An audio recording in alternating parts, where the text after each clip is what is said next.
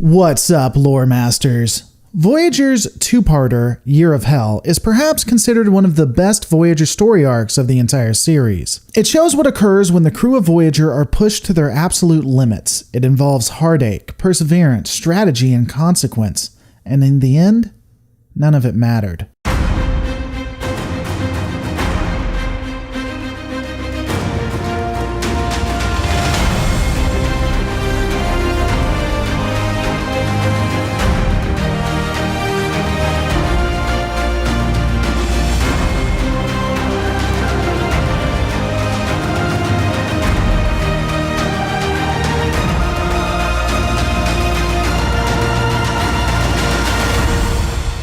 The Year of Hell starts out showing us the power of the quote-unquote Krenim Timeship, its ability to completely annihilate planets by ensuring that the populace on them will never exist. Of course, we don't see the time agents dealing with this because that makes sense for them to actually deal with a ship that can literally destroy everything they've ever come into contact with. Interestingly, we can't be exactly sure how long the Timeship had been making these changes. We know that the Krenim had always utilized weapons that were based temporally, and an action by the Krenim Imperium would revert the entire government to barely a power at all, at least when we first see them. However, not much more is given. It would have been interesting to see these changes before the show begins and how that impacted Voyager. Perhaps in previous episodes show some minor change here and there that didn't make sense that would lead up to these two episodes. With the butterfly effect, it's possible that Voyager would have lost or gained crew all because of what was done by this insane crew. Oh, the insane crew on the Timeship. Sorry, we're dealing with Voyager, so I know I'll have to delineate which crew I'm talking about when I discuss the mental derangements of the various personas. Though, to be fair, there probably wasn't any massive changes to Voyager's timeline as we see when they hit the reset button. Oh yeah, spoilers. Anyway, when they hit the reset button at the end, Voyager largely seems to be the same way we found it. Either way, we'll never really be able to know if the Krenim would have forever been trying to fix the timeline that they initially corrupted. The beginning of the end for their designs would occur when a new mapping system is created by 7 of 9 and Ensign Kim for the Astrometrics Lab. This new navigation system would shave off at least 5 years. In fact, it would be so good, so powerful that when it shows territory of another race, it instantly knows the name of that race, the Zal, and the resistance ratio for Voyager traveling through their space. I mean, that's pretty powerful, to know a race even before meeting them. If I'm going to be gracious, given the way 7 of 9 answers, it's likely that she input her knowledge gained from being a Borg. This would be how initially they know who this species is. While traveling through Zal space, Voyager encounters a Krenim vessel, the ship posing no significant threat. The captain of the Krenim vessel advises Janeway that she was in contested space and that she is to retreat immediately. Well, obviously, a woman who has talked about how the Prime Directive must be followed and is indeed so passionate about what the directive stands for, she would let an entire planet die, decides that she doesn't care what this captain says. After all, the Krenim vessel can't hurt Voyager and she'll go through this space if she wants, unquestioningly impacting internal affairs and altering Krenim-Zal relations forever. Because who cares about the Prime Directive unless it makes Janeway look good? Am I right? Voyager continues its course forward, and while talking about the situation, the Krenim ship returns and Janeway tries to calm both sides down to begin negotiations. Cause nothing says Prime Directive like getting in the middle of a centuries-old conflict. All of this would be for naught, though, as a temporal shockwave hits the vessels, transforming space-time completely. The Zal ships and Ambassador vanish, and Voyager is now getting the ever-living hell beat out of it. Looking at this timeline, it now goes with the theme that anyone who is in Starfleet thinks they can just enter into someone else's borders like they own the place. Janeway is surprised when vessels open fire on Voyager after she enters into their space unannounced. She even finds it preposterous that the Krenim demand her surrender since she had entered into their space provocatively. I mean, I'm not saying that this Krenim captain isn't a jerk, but come on. Just because Starfleet is more lenient on people entering into their space doesn't mean that Janeway should be surprised when a race is hostile to these types of actions. Unfortunately, Voyager is no match for the Krenim. As discussed, Krenim weapons are chronoton-based and bypass Voyager's shieldings completely, as if it just wasn't there. Voyager retreats but is badly damaged. Computer systems, sensors, almost everything is either destroyed or inoperable. The vessel remains under constant attack after this, the weapons being destroyed on Voyager soon after. A power surge shatters sections 10 through 53 on Deck 5, causing multiple deaths and making the area uninhabitable. Voyager is only able to destroy the enemy vessel that is attacking them at this point by deploying torpedoes like mines out the aft bay and doing some fancy flying. After the latest battle, Voyager is critically damaged with 12 wounded and 2 more dead. Sickbay is completely destroyed. With the ship in shambles, Chakotay suggests that they split up the crew, send everyone in different directions to rendezvous at the end of Krenim space. Though I wonder, why didn't they just turn around and take the long way around Krenim space versus going through it? From what I can tell, this is anywhere from still being day 4 from when they engaged the first Krenim ship to a week or 2 past the incident. So why not turn around and just get the hell out of there? Repair the engines, work on shielding, and do what you can to escape. Voyager has faced all kinds of enemies and been in similar tough spots. You're telling me they wouldn't be able just to make a go of it if they turned around? If I'm being fair, I guess there are 2 things that I need to probably point out. First, it's possible that in the time that we see Voyager absolutely wrecked, they don't have the ability to go back and escape. They waited too long and now they either continue forward or face annihilation. But more than that, let me break down Janeway as a character for a minute. For those who are veterans of the channel, you'll know that I'll often cite Cynthia Whitcomb's The Heart of the Film, in which she breaks down the characters into 5 different categories. These characters are described from level 1 to level 5. Now, technically you can have a level 0, but level 0 characters are so unrelatable that it's really difficult to even write. The character levels are 1 being self, 2 being bonding or more a romantic relationship with another person, level 3 being family or clan,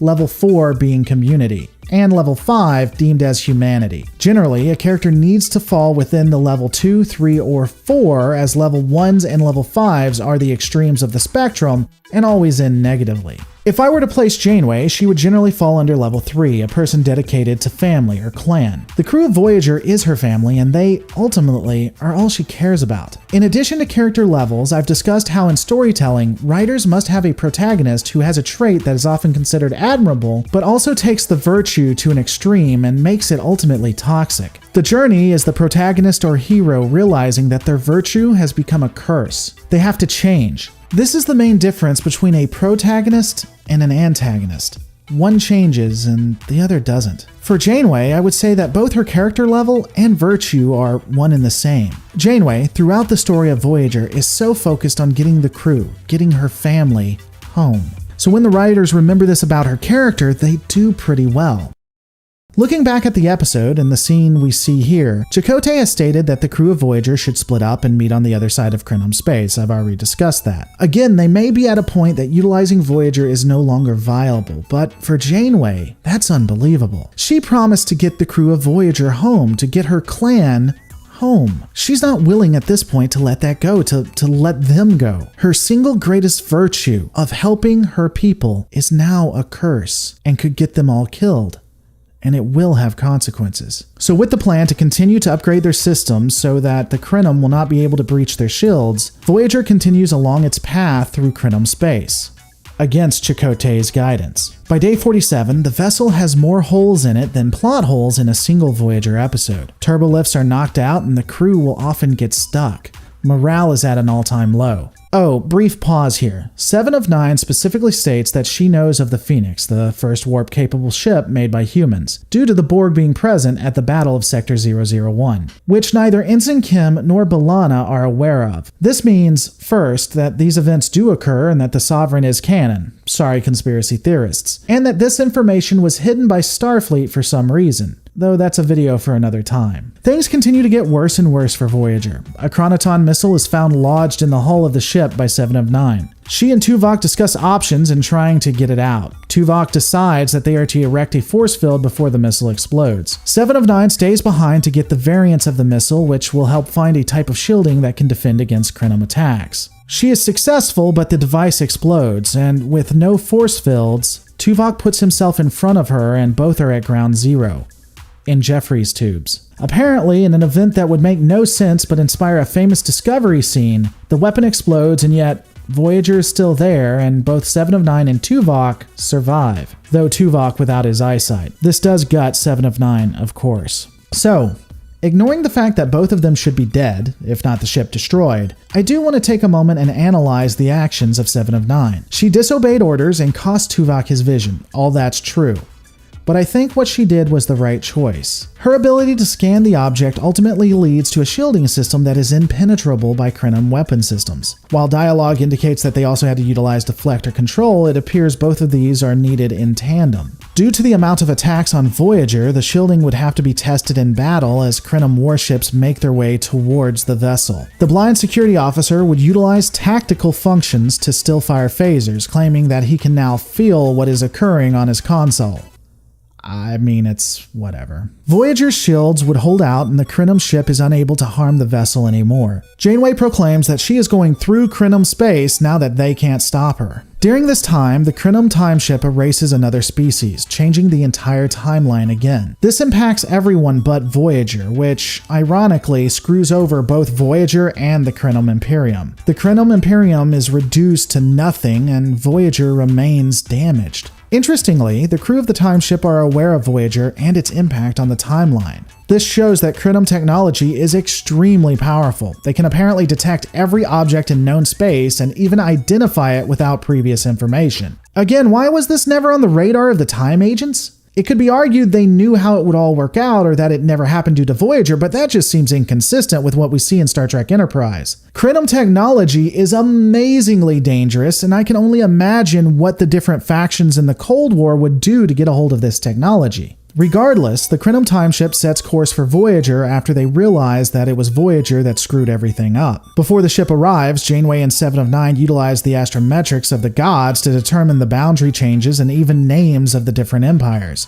showing the Krenim Imperium becoming an empire and largely diminished. I mean, again, it is a hell of a trick to see political boundaries without actually talking to the different governments. Starfleet will have some amazing technology when Voyager gets home. 7 of 9 and Janeway talk about the butterfly effect and are interrupted when the Krenim timeship arrives. The captain of the timeship states that it's not personal and he must eliminate them to save the timeline, well, at least his timeline. Let's look at him for a moment. I honestly have some issues pegging him down. As I stated before, on the scale of character evolution, I would place him at either a level 1, a self-obsessed jerk that only cares about getting his wife back, or a level 5, a character that effectively has the powers of God and wants to bring everything that he had destroyed back to life, even if he has to destroy everyone else. Though if he is a level 5, this perspective is mainly brought through him wanting to bring his wife back. For me, I'm more leaning towards level 1, but let me know your thoughts. What is interesting is that the Krenim captain has the exact same virtue and avarice as Janeway.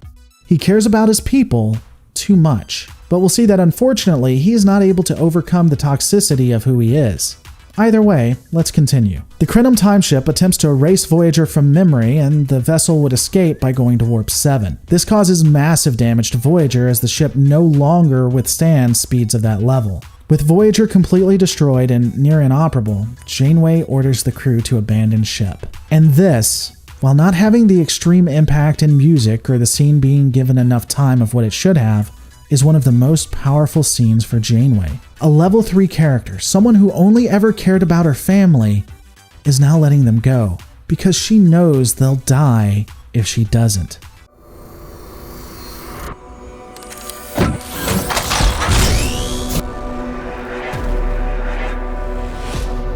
With Voyager's temporal shielding down and the vessel critically damaged, the ship is not able to withstand attacks from even conventional weapons or pirates that might decide to take advantage. 133 days have passed since entering into Krenim space, and things look bleak. Voyager is currently hiding in a Class 9 nebula, and the ship isn't even able to keep the nebula itself out. That's even with force fields active. Additionally, they are trying to restore warp drive. One nacelle is described as a quote-unquote lost cause and not repairable. So, they reroute power to the good one, even though a lot of resources say you need 2 nacelles to sustain a warp field. We, again, get to see Janeway at both her best and worst. As she runs around the ship trying to fix everything, her body is taking an unreasonable amount of damage. Her lungs are chemically burned from the nebula, which requires her to be down for 48 hours if she wishes for them to heal. Instead of doing the logical thing and getting better, she orders the doctor to drug her up and gets back to work. She's literally killing herself trying to attain a goal that is no longer reasonable. The crew, all 7 of them, meet together, which is rare, and they enjoy a meal, or at least try to enjoy a meal. As stated, the outlook is very bleak. Energy efficiency is only at 32%, but can be improved to 50% if they try hard enough. Warp drive won't be available for at least 3 weeks, which, I mean honestly, for a ship that is meant to have over 100 people on it, 7 being able to do all of this to get it to this level of efficiency in about 3 weeks is about a miracle. Janeway, again succumbing to her flaws and her need to bring everyone home, states that the ship will leave the safety of the nebula in less than a day. The goal is to find allies and defeat Annorax, and they'll be leaving the safety of the nebula the next morning. Everyone sees the folly in this, 7 of 9 even calling out the captain. Of course, Tuvok chastises her because it's his turn in the episode to hold the idiot stick and trust Janeway, even if it gets everyone killed. Sometime later, Voyager encounters micrometeors. Something that could easily be thwarted by the deflector shields now threatens to destroy the entire ship itself. Janeway rushes to deflector control. There doesn't appear to be enough power to reroute to activate the deflectors without doing it manually. Unfortunately, deflector control is completely on fire. The captain grabs a piece of debris and rushes in, able to restore the deflectors, but at a cost. After receiving multiple horrific burns and scars that won't be able to be repaired with the vessel in its condition, it is clear that Janeway is unstable. Well, more unstable than normal. The doctor attempts to keep her in the makeshift sickbay, claiming that she needs to be treated for PTSD. Janeway threatens to deactivate the doctor and then immediately apologizes, but does counter that she won't be sitting in the mess hall. The doctor tries to relieve her of command, and Captain Ahab retorts that he would have to keep her sedated for it to work, and he'll need to grab a phaser because Janeway needs to get her well. And after that, she walks out.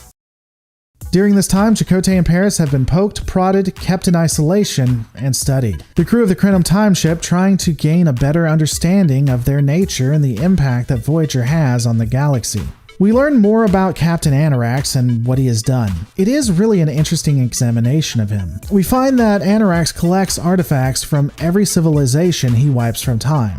So a ton of monuments to dumbasses. We even observed this in part 1, when he took a strip of Voyager and 2 of their crew members before trying to wipe it from history. Annorax wasn't wanting the ship to be completely destroyed or erased from time, he wanted to keep a part of it. He even calls the Krenim Timeship a sort of a museum. While many, if not most, will call Annorax insane or misguided, I do wonder if this goes back to our conversation about his character. Because it does seem that he does regret, in some fashion, what he has done or who he has become. The collection of these items, his tone and the way he acts, doesn't feel malicious, but hopeful. That he collects them so that they won't be forgotten, so that they will be remembered. If we remove the delicacies that they are eating, that apparently is all that is left of an empire, of course. We know in the end that he can't let go of what is most likely megalomania with a dash of paranoia. But I do think that the original Annorax was a person who was probably good and is still there to a small degree. While treating the prisoners to a meal, Annorax suggests that Chakotay and Paris assist him in finding Voyager so that he can change time and ensure that none of them ever meet.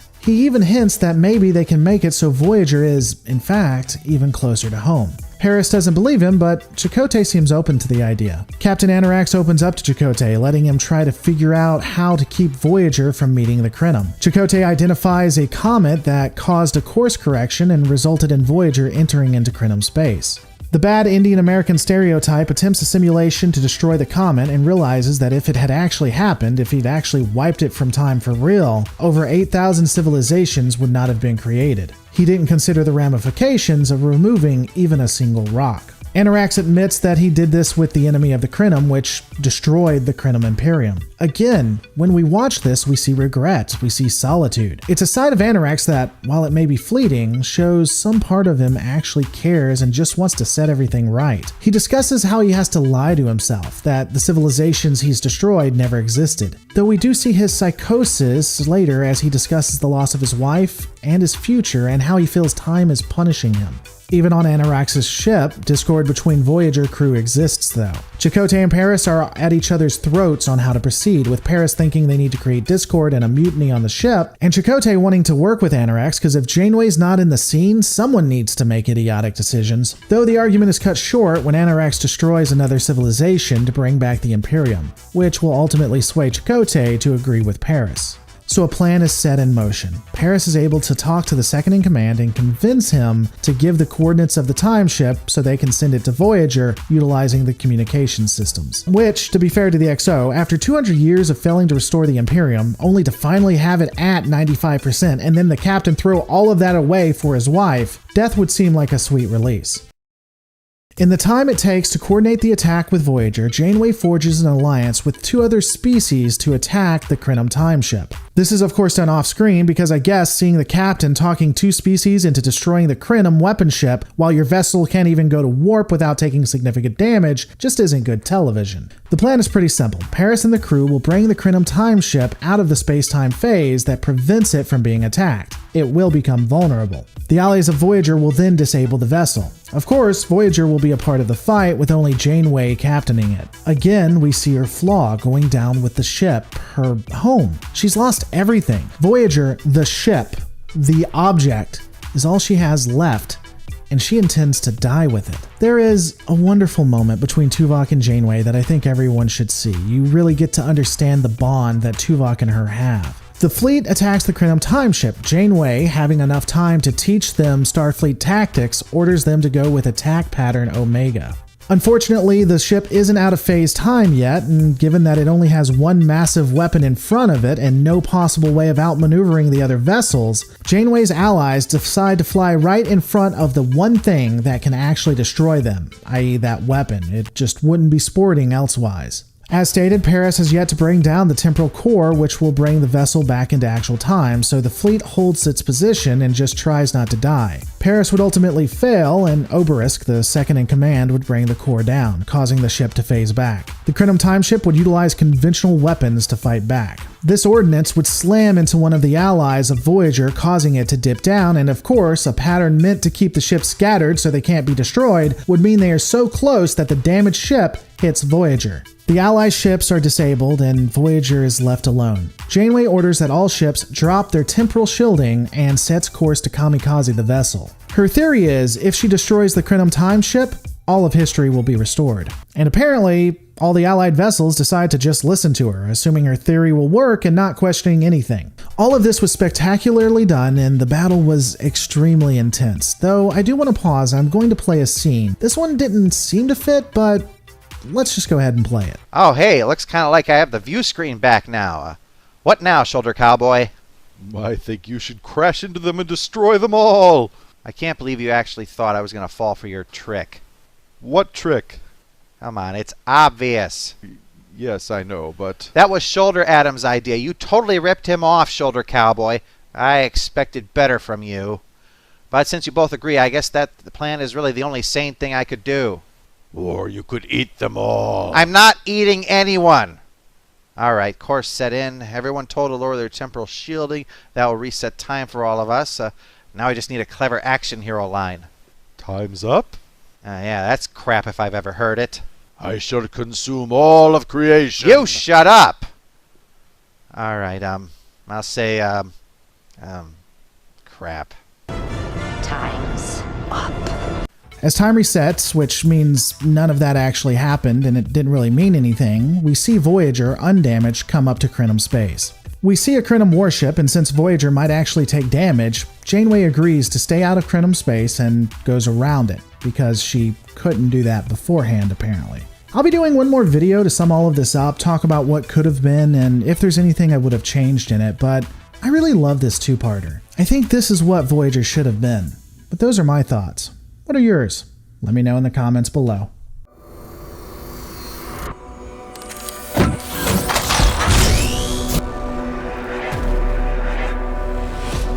After reviewing the episodes themselves, I felt it would be worth discussing the overall impact and effect of Voyager's Year of Hell Part 1 and Part 2. In the last two videos, I effectively broke down the lore and discussed different aspects of the writing, story, and characters. That said, I generally stayed away from critiquing it from an out-of-universe perspective as to not muddy the waters. So let's go ahead and take a look at it from that point of view. The fact is, the writers honestly did not have enough time to really do Year of Hell any form of justice.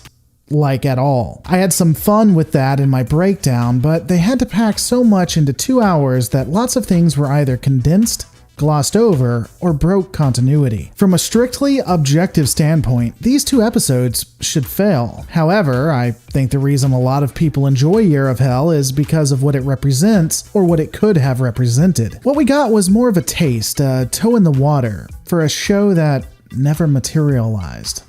Now that doesn't mean that it wasn't actually good from a subjective standpoint. While the two episodes shouldn't do well, they actually are very entertaining. They are worth a watch, so definitely take a look at them if you haven't. It's just a testament to the idea that when you consider these episodes share a lot with other episodes that are considered failures in Voyager's run. From a Nielsen's ratings standpoint, the episodes were, in my opinion, fairly successful for the franchise. Year of Hell Part 1 had a rating of 4.7 with 6.4 million viewers. We can surmise that Part 1 was so well received because we see that Year of Hell Part 2 had a rating of 5.2 and 8 million people watched that time. It showed that Part 1 actually brought in new viewers.